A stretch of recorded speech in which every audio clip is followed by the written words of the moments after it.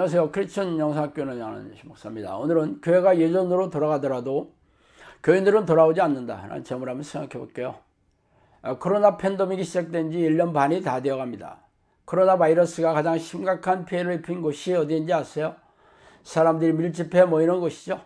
그렇다면 사람들이 밀집해 모인 곳 중에서 가장 치명적인 피해를 입은 곳이 어디인지 아세요? 바로 교회입니다. 물론 사람들이 밀집해 모이는 곳이 교회뿐은 아니에요. 예식장이나 식당, 영화관 등도 그렇죠. 그런데 제가 교회만 콕 집어서 말한 이유가 무엇인지 아세요? 다른 데는 피해를 입어도 교회만은 피해를 입지 말아야 하기 때문이죠. 전지전능하신 하나님의 백성이라면 하나님을 모르는 세상 사람들과 달라야 하지 않겠어요? 그동안 교회에서 가르친 대로라면 그래야 하지 않겠어요?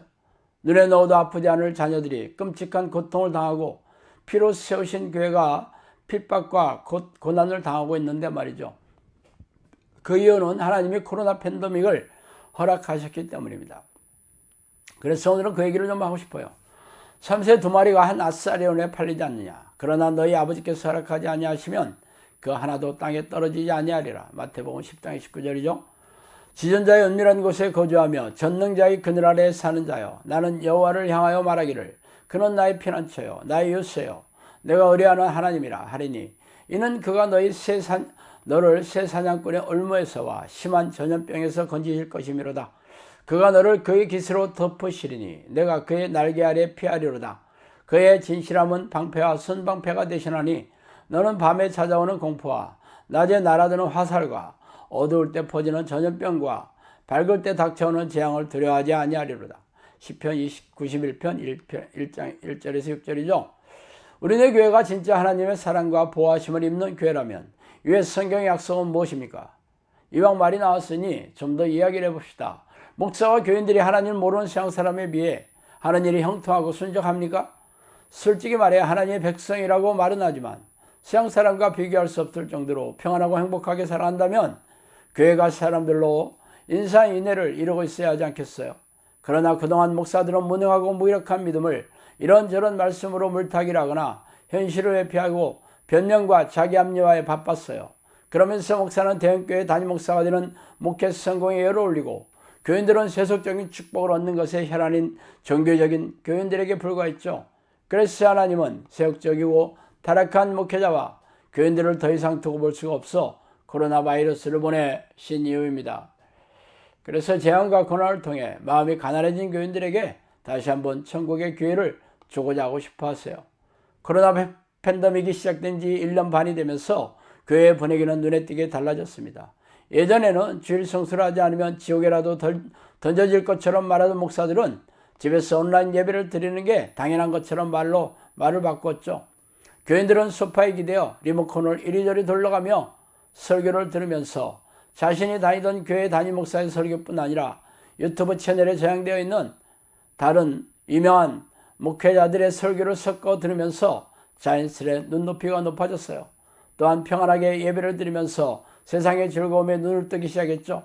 그러다 보니 수요예배나 금요예배에 교인들이 교회를 찾아오지 않게 되었으며 주일에 단 한 번 현장 예배를 드리는 교인들도 눈에 띄게 줄어들었고 예배를 마치자마자 취미를 즐기거나 여가 생활을 찾기 시작했어요.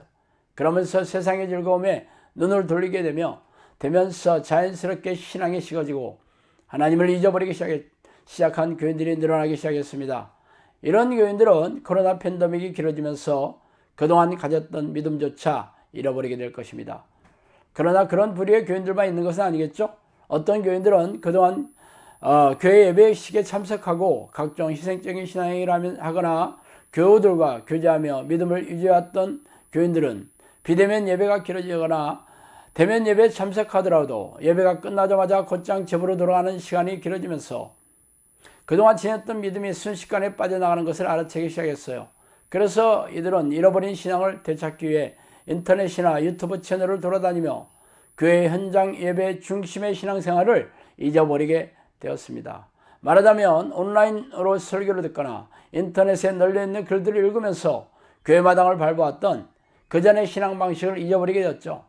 그러나 목회자들은 시간이 흘러 전 국민 백신 접종이 마무리가 되면 대부분의 사람들에게 항체가 형성이 되면서 이전의 교회 방식으로 되돌아 가면 교인들이 이전처럼 되돌아올 것이라고 착각하고 있어요.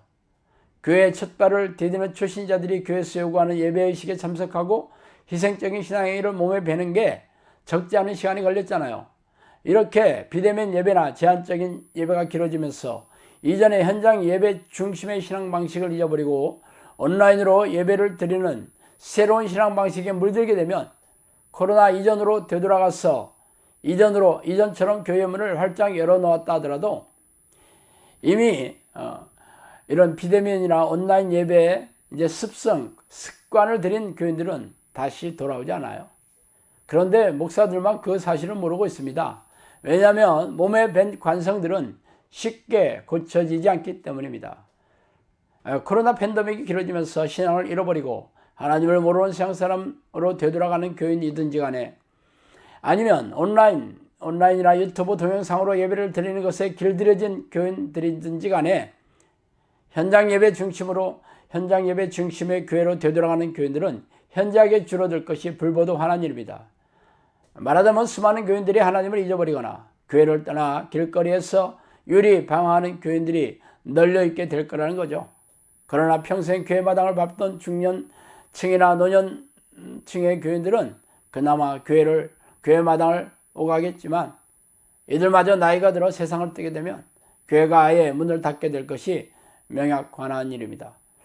이렇게 되는 이유는 하나님의 뜻과 예수의 명령을 무시하고 성경을 자의적으로 해석하고 아전 인수식으로 가르친 교회 지도자들에게 무거운 책임이 있겠지만 성경이 손에 쥐어져 있음에도 불구하고 성경 말씀보다 사람의 말을 믿고 영혼을 넘겨주었던 무지하고 어리석은 교인들의 과오도 적지 않을 것입니다.